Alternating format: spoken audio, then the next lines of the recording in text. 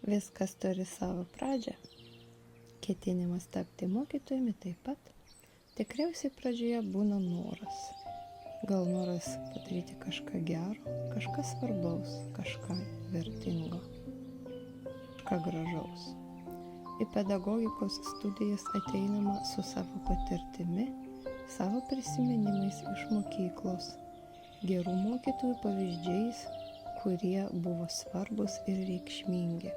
Ateinama su vertybėmis, lūkesčiais, svajonėmis, viltimi. Studijuodamas būsimas mokytojas susipažįsta su pedagogikos istorija, su švietimo paradigmomis, sąsajomis tarp švietimo metodų ir filosofinių bei sociologinių krypčių. Atranda, kad švietimo misija ne vien suteikti žinių, bet ugdyti ir formuoti.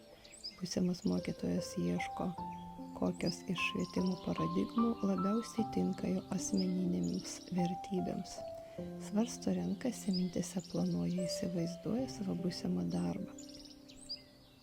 O tada būsimam studentui prasideda praktika, jis pamato, kad tikrovė skiriasi nuo to, kaip jis savo įsivaizdavo darbą, supranta, kad reikia daug mokytis, kelti kvalifikaciją. Tada pedagoginė praktika ir studijos baigėsi ir prasideda darbas. Mokytojas pamato, kad tikrovė dar sykį kitokia, negu jis tikėjosi, ir kai kurie išmokti metodai neveikia. Ir reikia kelti kvalifikaciją vėl.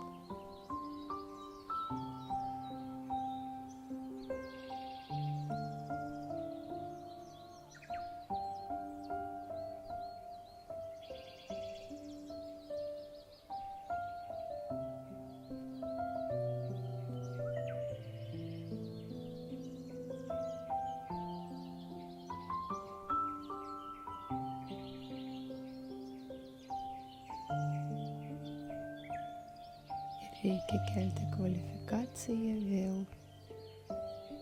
Mokytojas kelia kvalifikaciją, bendrauja su kitais pedagogais ir kitais specialistais. Tačiau anksčiau arba vėliau viskam ateina pabaiga.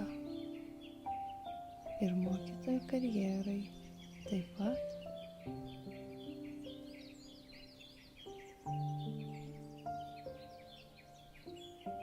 Kaip ir mūsų istorija.